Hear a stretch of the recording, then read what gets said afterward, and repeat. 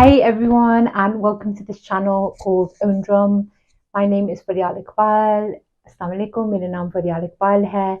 I am British Pakistani and I'm launching this channel to look at all things to do with decolonization, but in a digestible way that we can look at unveiling the curtains on our societies that have many challenges that are often rooted in colonialism, that really prevent all of us flowing with the current up the stream.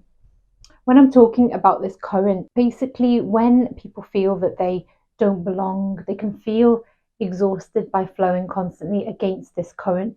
And these challenges can be the oppressions that mostly overlap rooted in colonialism, such as sexism, capitalism, and racism.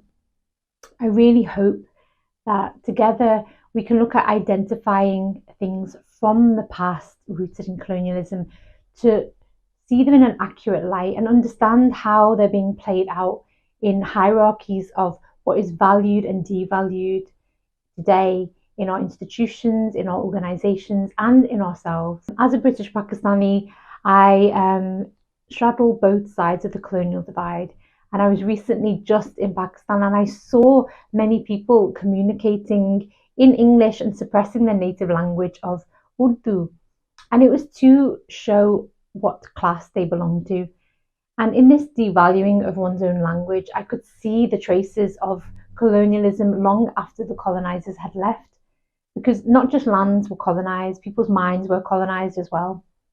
And I could also see this in the billboards of many people with whiter complexions that wasn't reflecting mainstream society, along with a lot of marketing of whitening products. And what this can do when you're not embracing your own colour, but aligning more to a Western ideal of beauty, where you're devaluing even your own colour and not embracing it, is have an impact on the psyche. And this is called internalized depression, leading in many post-colonial societies to not feeling good enough, in that longing for a cultural value that is seen as superior, but often it's just internalized from colonialism.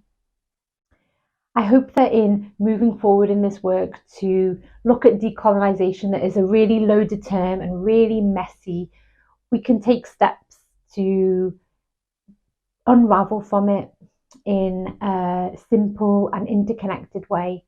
And I would like to bring the body along for this as well, because intergenerationally our bodies have held many stories.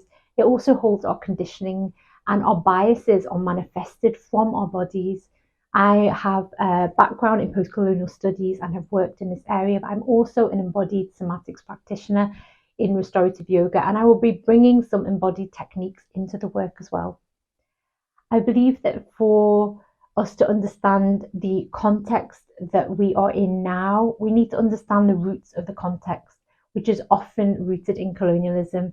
And in order to create new cultures and a more expansive stream where there is a flow that includes everyone, we can create new cultures by really looking into ways that we have been impacted from the past and how it is presenting itself in our present, how we can interrupt and challenge and create new ways of being by really just shedding a light on an area that has not really had an accurate light given to it in our history, in our culture.